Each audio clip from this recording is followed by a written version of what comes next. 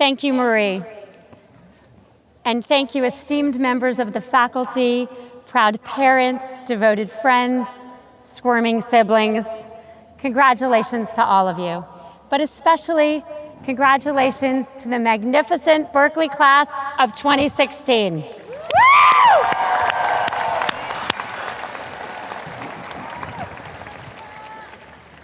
It's my privilege to be here at Berkeley, which has produced so many Nobel Prize winners, Turing Award winners, astronauts, members of Congress, Olympic gold medalists, and that's just the women.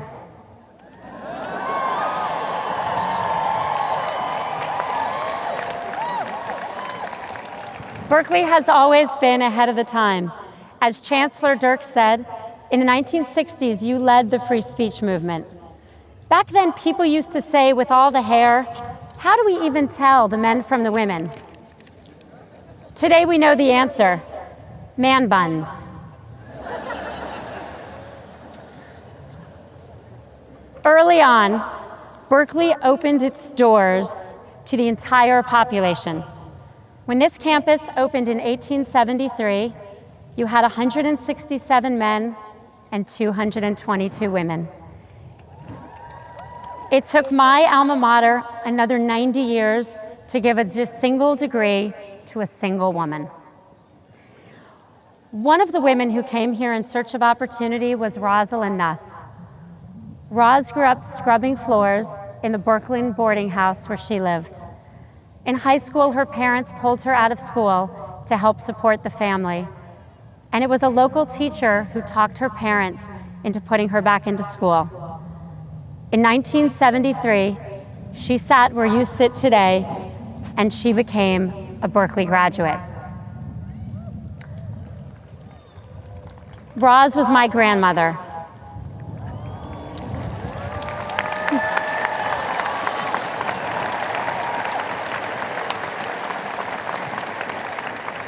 She is one of the major sources of inspiration in my life. I was born on her birthday, and I am so grateful to Berkeley for recognizing her potential. And I want to say a special congratulations to the many who today become the first in your families to graduate from college. What a remarkable achievement.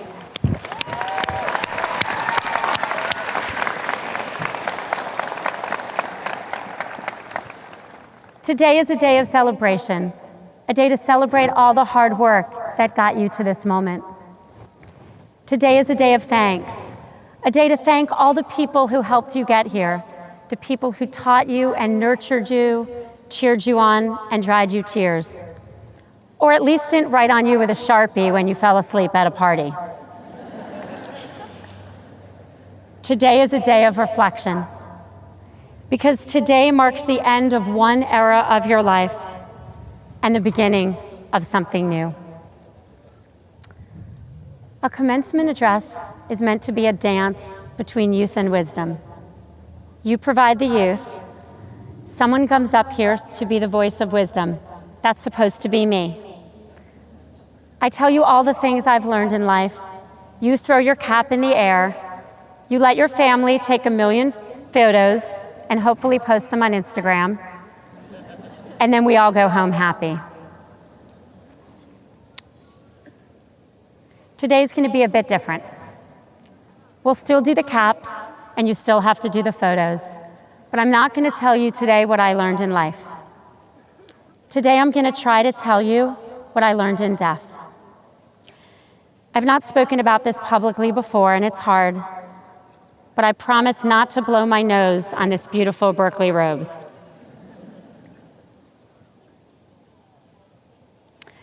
One year and 13 days ago, I lost my husband, Dave.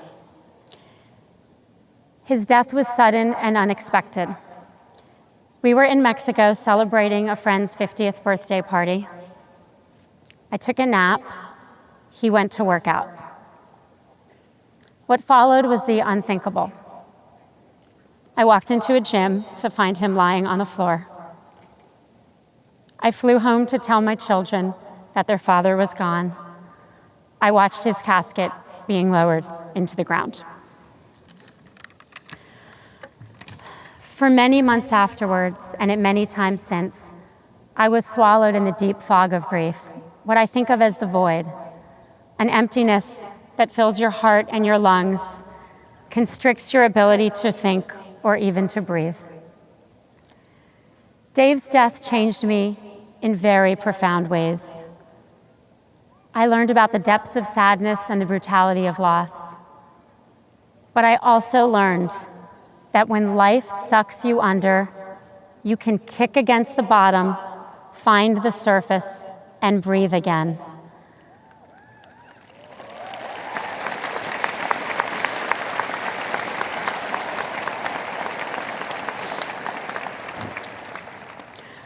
I learned that in the face of the void, or in the face of any challenge, you can choose joy and meaning. I'm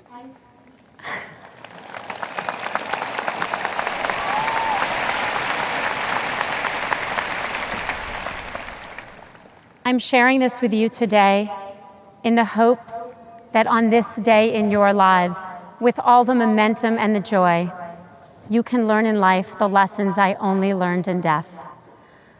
Lessons about hope, about strength, and about the light within us that will not be extinguished.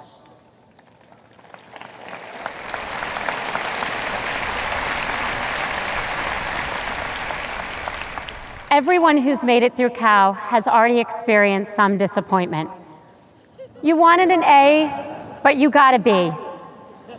Let's be honest, you got an A-, but you're still mad. You applied for an internship at Facebook, but you only got one at Google.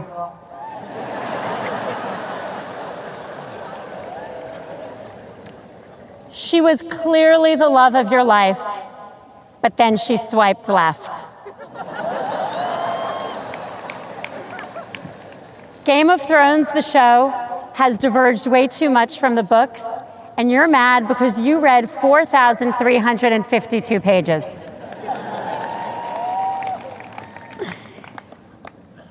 You will almost certain face more and deeper adversity. There's loss of opportunity, the job that doesn't work out, the illness or crime which changes everything in an instant. There's loss of dignity, the sharp sting of prejudice when it happens. There's loss of love, the broken relationships that can't be repaired. And sometimes there's loss of life itself. Many of you have already experienced the kind of tragedy and hardship that leaves an indelible mark. Last year, Radhika, winner of the university medal, spoke so beautifully about the sudden loss of her mother. The question is not if some of these things will happen to you, they will.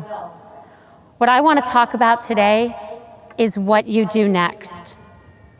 About the things you can do to overcome adversity, no matter when it hits you or how it hits. The easy days ahead of you will be easy. It is the hard days, the days that challenge you to your very core, that will determine who you are. You will be defined not just by what you achieve, but by how you survive.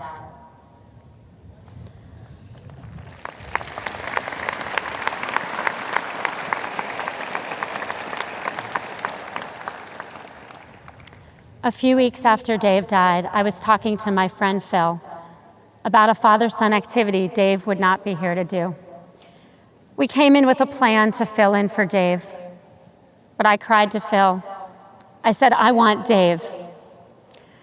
Phil put his arm around me and said, option A is not available, so let's just kick the shit out of option B.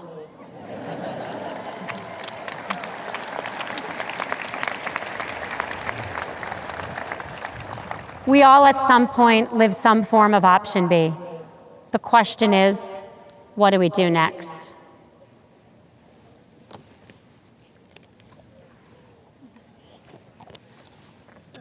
As a representative of Silicon Valley, I'm pleased to tell you that there's data we can learn from.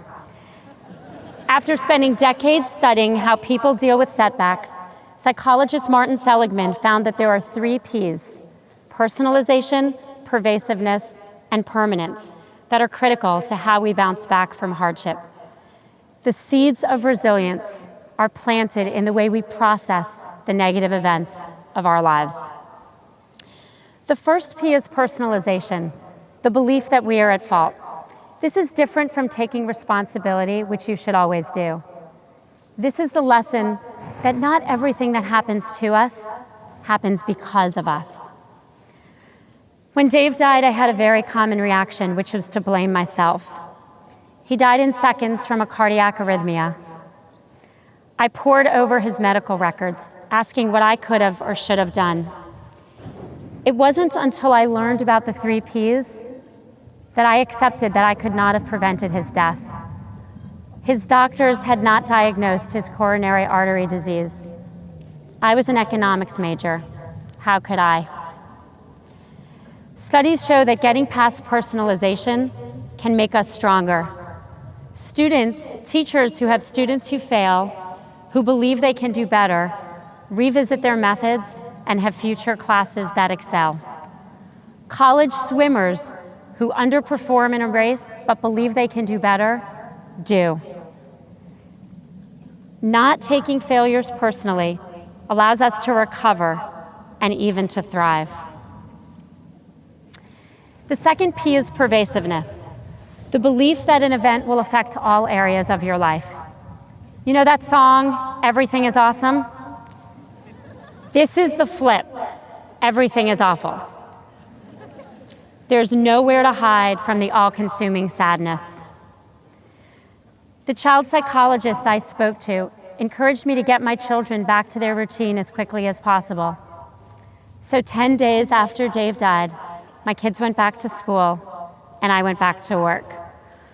I remember sitting in my first Facebook meeting in a total haze, thinking, what is everyone talking about and how could this possibly matter? And then I got drawn into the conversation, and for a second, the briefest of all seconds, I forgot about death. That second helped me see that there were other things in my life that were not awful. My children and I were healthy. My friends and family, some of whom are with me today, were carrying us quite literally. The loss of a partner often has severe negative financial consequences, especially for women. So many single mothers and fathers struggle to make ends meet and don't get the time off they need to care for their families. I had financial security, the ability to take the time off I needed, and not just a job I loved, but one where I was encouraged to spend all day on Facebook. Gradually, my children started sleeping through the night, crying less, and playing more. The third P is permanence, the belief that the sorrow will last forever. This was the hardest by me for far, because for so long it felt like the overwhelming grief would never leave. We often project our current feelings out indefinitely. We're anxious, and then we're anxious that we're anxious. We're sad, and then we're sad that we're sad. Instead, we should accept our feelings, but know that they won't last forever. My rabbi of all people actually told me, and this is a quote, that I should lean into the suck. Not what I meant when I said lean in. None of you need me to explain the fourth P, which is, of course, pizza from cheese board. But I wish I had known about the 3 Ps where I was your age, because there are so many times they would have helped me. Day 1 of my first job out of college, my new boss figured out that I did not know how to enter data into Lotus 123. That's a spreadsheet. Ask your parents later. His mouth dropped open, and he said in front of everyone, "I can't believe you got this job without knowing that." And then he left the room. I was sure I was getting fired my very first week of work. I thought I was terrible at everything, but really, I was just terrible at spreadsheets. Understanding pervasiveness would have saved me a lot of anxiety that first week. I wish I had known about permanence when I broke up with boyfriends. It would have been a comfort to know that that feeling wasn't going to last forever. And if I was honest with myself, neither were any of those relationships. And I wish I had understood personalization when boyfriends broke up with me. Sometimes it's not you, it really is them. That guy really didn't shower.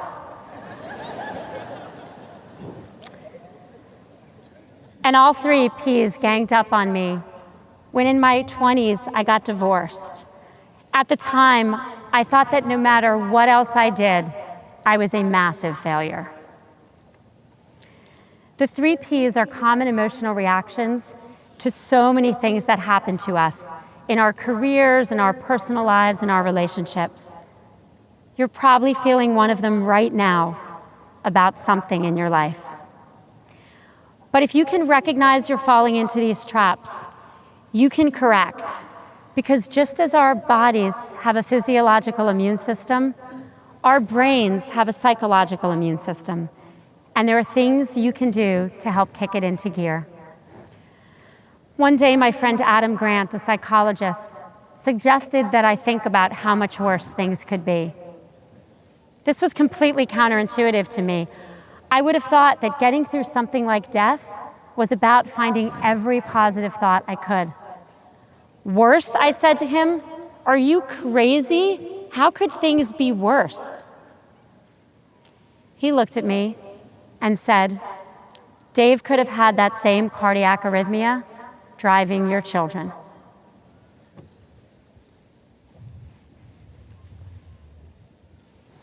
The minute he said it, I felt overwhelming gratitude that my children were alive, and that gratitude overtook some of the grief. Finding gratitude and appreciation is key to resilience. People who take the time to list the things they're grateful for are healthier and happier. My New Year's resolution this year is to, before I go to bed, write down 3 moments of joy. And this really simple practice has changed my life, because no matter what happens each day, I go to bed thinking of something cheerful. Try it.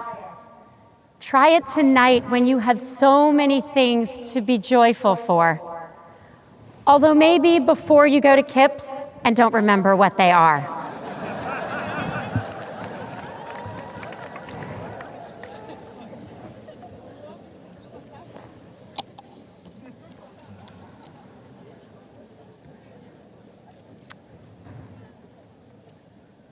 Last month,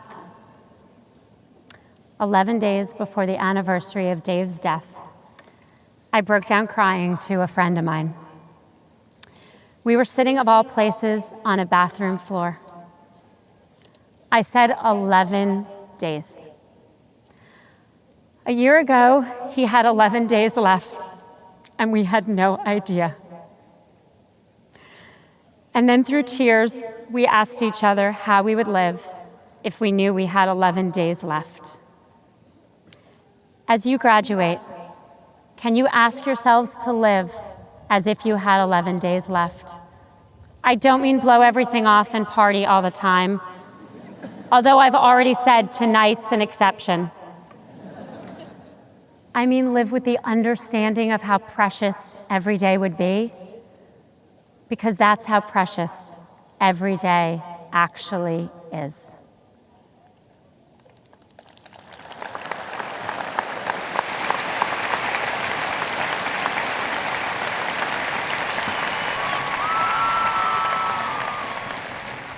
A few years ago, my mom had to have her hip replaced. Before that, she walked without pain, but as her hip disintegrated, every step she took was painful. Today, years after the operation, she's walking without pain, but she's grateful for those steps, something that never would have even occurred to her before. I stand here today, a year after the very worst day of my life. The worst day. The worst day I can imagine. And two things are true. I have a huge reservoir of sadness. It is with me always. It is right here where I can touch it. I never knew I could cry so often or so much.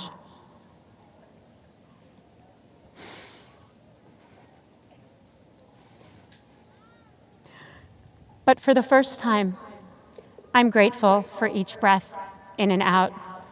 I'm grateful for the gift of life itself. I used to celebrate my birthday every 5 years and my friends' birthdays sometimes. Now I celebrate always. I used to go to bed every night worrying about all the things I did wrong that day, and trust me, the list was long. Now I go to bed trying to focus on that day's moments of joy. It is the greatest irony of my life that losing my husband helped me find deeper gratitude. Gratitude for the kindness of my friends, the love of my family, and the laughter of my children. My hope for you is that you can find that gratitude, not just on the easy days like today, but on the hard days when you will need it.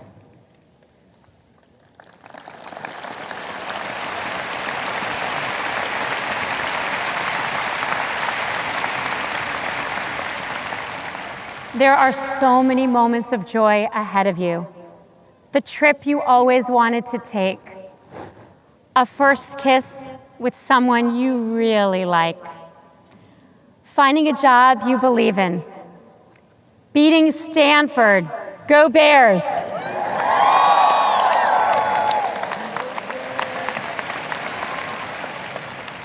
All of these things will happen to you. Enjoy each and every one.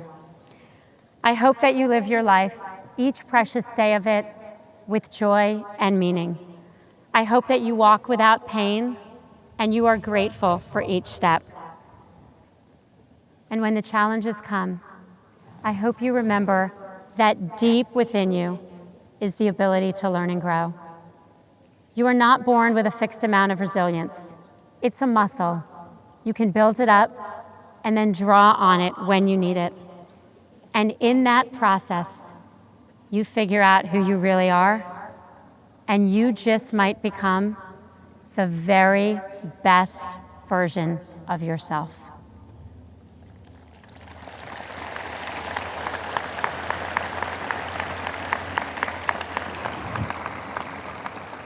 Class of 2016, as you leave Berkeley, build resilience. Build resilience in yourselves. When tragedy or dismay strike, know that you have deep within you the ability to get through anything, and I mean anything. I promise you do. As the saying goes, we are more vulnerable than we ever thought, but we are stronger than we ever imagined.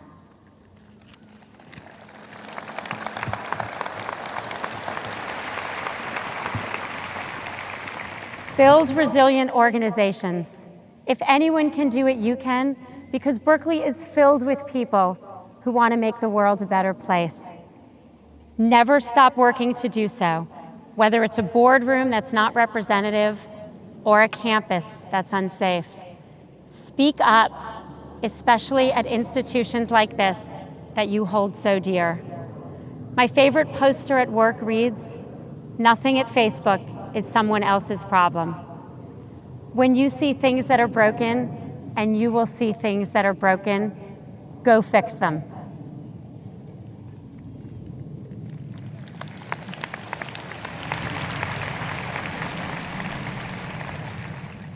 Build resilient communities. We find our humanity, our will to live, and our ability to love in our relationships with each other. Be there for your family and friends. And I mean in person, not just in a message with a heart emoji. Lift each other up. Help each other kick the shit out of option B. And celebrate every moment of joy. Go Bears!